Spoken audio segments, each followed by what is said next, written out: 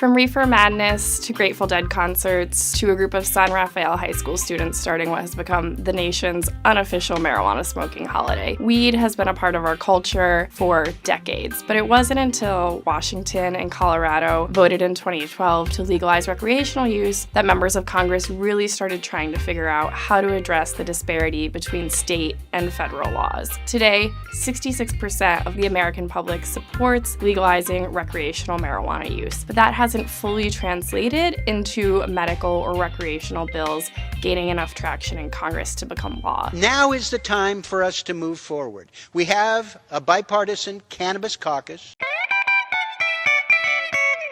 So the Cannabis Caucus right now is roughly 4 lawmakers. It's Earl Blumenauer, Don Young, Barbara Lee, and David Joyce. They are hoping to put forward some common sense bipartisan bills that can address disparity in state and federal law. There are some issues with the tax code where legal marijuana dispensaries in line with state laws are not allowed to deduct business-related expenses on their taxes the way non-marijuana businesses are. At the federal level, marijuana is considered a Schedule I substance. That means that it's supposed to have no medical use whatsoever and be highly addictive, which is something that over time a lot of people have felt doesn't necessarily apply to cannabis. I had hoped that at one of our initial meetings we would have been giving powers back to the states in the form of removing cannabis from the list of Schedule I drugs. I think the committee would be very favorable to that. If we were any more favorable, we might have to start our meetings with the Grateful Dead. One of the reasons that medical marijuana dispensaries have been protected is that since 2014, there's been a paragraph inserted into the Department of Justice's funding bill every year that says they aren't allowed to spend any money interfering with dispensaries that are in line with their state medical marijuana laws. There's some hope that during this Congress, the word medical might be able to be removed from that section,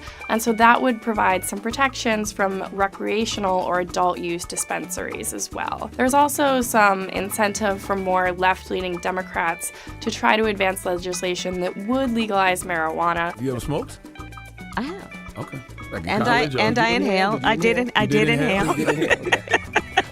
It was a long time ago. But that's not likely to get bipartisan support in the Republican Senate. There are several pieces of legislation already introduced in the 116th Congress. One of the ones that got a lot of headlines is H.R. 420 and S. 420. Those bills would overhaul the way the federal government looks at marijuana. Former Deputy Attorney General James Cole issued a memo in 2013 that outlined a few ways that federal prosecutors could determine whether or not they should bring cases into the court system. And it also notes that we will continue to rely on state and local authorities to effectively enforce their own drug laws as we work together to protect our communities. Originally, Attorney General Jeff Sessions tried to rescind that Cole memo, which could have opened up dispensaries to raids from federal law enforcement and prosecution, but Senator Cory Gardner stepped in and threatened to block confirmation of federal judges on the Senate floor unless Sessions backed off. The new Attorney General William Barr